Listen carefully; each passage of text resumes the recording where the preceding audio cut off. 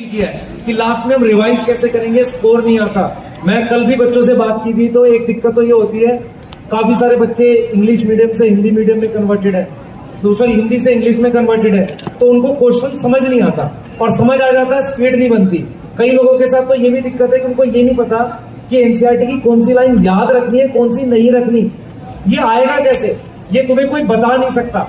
जब तुम question solve करते हो ना, क्वेश्चन ज्यादा करते हो, तुम्हें ऑटोमेटिकली पता चल जाता है क्या करना हो। तो मैं आपको बताता हूं, आपने पूरे नोट्स लिख लिए अच्छे से, उसके बाद क्या करो, जब तुम क्वेश्चन सॉल्व करोगे फिजिक्स के 50, 100 या केमिस्ट्री के, तो कुछ ऐसी बातें होती है जो तुम्हारे दिमाग में क्लिक करती है कि जब भी ऐसा क्वेश्चन आएगा इसको ऐसे करना चाहिए। वो 50-100 क्वेश्चन के बाद ही होता है, ऐसे नहीं होता।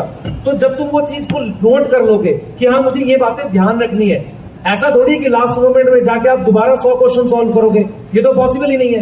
तो ये चीजें प्रैक्टिस से आएंगी।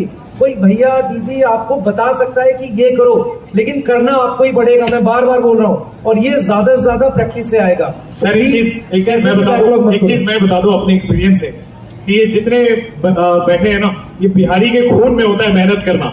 होता है कि नहीं होता है? बिहारी के खून में होता है रिजल्ट छीन लेना। होता है नहीं होता है? तो अगले साल इसी जुनून के साथ रिजल्ट छीनने के लिए तैयार हो। आग लगा देना बच्चों, कुछ भी हो जाए, अपनी जी जान फूक दो, लेकिन रिजल्ट चाहिए। और गर्दा तो उड़ाएंगे ना यार, वो तो हमारे उसमें पक्का। ये मैं लेके जाऊं कि अगले साल मैं यहां से बहुत सारे रैंक देख रहा हूं, ये मैं मान के जाऊं, क्योंकि हम सबके खून में बच्चों एक बात है, परिश्रम करना। हम अपनी तकदीर खुद बनाते हैं, ध्यान रखना इस बात को, ठीक है? चलिए एक चीज और है, ठीक है, जैसे सर ने बताया, वास्तव में बिहार के बच्चों में, बिहार की मतलब मिट्टी में ही कुछ ऐसा है, भयंकर मेहनती, मतलब खतरनाक मेहनती लोग हैं यहाँ पर। इसीलिए देखो इतने लोग। एक बात जो मैंने फील की, एक बात जो मैंने फील की, एक बात जो मैंने फील की, खाली मेहनत ही सब कुछ होता है क्या? अगर जैसे मुझे पता है कि मुझे इस दीवार के पीछे कोई खजाना है, ठीक है, मुझे उसको दीवार को तोड़ करके खजाना निकालना है, ठीक है, तो मुझसे कहा गया कि आपको 100 वार करने हैं, बस इतना ही आपको मौका दिया जाता है। तो अगर मुझे सही गाइडेंस नहीं है तो मैं यहां पे मारूंगा, वहां मारूंगा, शायद वो 100 वार करने में भी वो चीज नहीं मिलेगी। मेहनत मैंने भी की, पर अगर सही स्ट्रेटेजी है, समझ रहे हो, सही गाइडेंस है, सही लोगों का साथ है, अच्छे दोस्त हैं, पेरेंट्स साथ में हैं, तो शायद 100 भी नहीं मारने पड़े, 5 मार के ही मुझे वो चीज मिल जाएगी। समझ रहे हो ना? तो बस बिहार के लोगों को, मैं जितने बच्चे हैं, ठीक है, मैं यही कहूंगा, मेहनतियां बहुत हो, बस मेहनत के साथ साथ एक प्यारी सी स्ट्रेटेजी, बस वो इंक्लूड कर लो तो सिलेक्शन की बाढ़ आ जाएगी। ये पक्की बात है।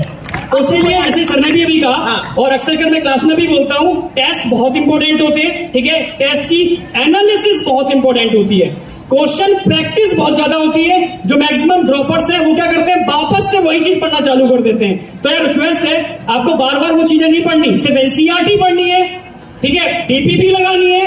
अगर आप इनरोल कर रखे हो कहीं ना कहीं पीएनएस है जो हम लोगों ने बनाया है, आपको डट के पीएनएस करना है, जिसके अंदर हमने स्टेटमेंट बेस्ड, समझ रहे हो, एनसीईआरटी लाइन टू लाइन, इसके अंदर असर्शन रीजन, समझ रहे हो, और फिलिंग द ब्लैंक्स जैसे का पूरे एक मटेरियल तैयार किया है, उसकी प्रैक्टिस करनी है, ठीक है। ये प्रैक्टिस चाहे आप कहीं से भी कर सकते हो, ठीक है। और फिर एनालिसिस कि आपने वाकई में किस डायरेक्शन में स्टडी की, तो टेस्ट देना बहुत जरूरी है, ठीक है।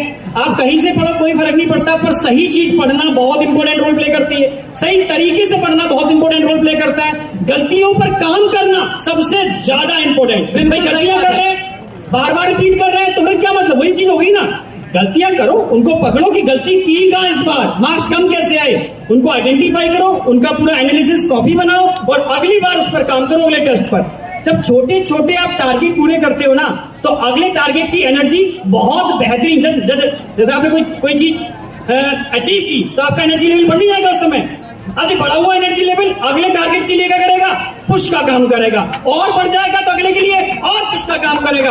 धीरे धीरे छोटे छोटे टारगेट पूरे करके एक बड़ा टारगेट अचीव कर सकते हो। पता है ना ये वाली बात?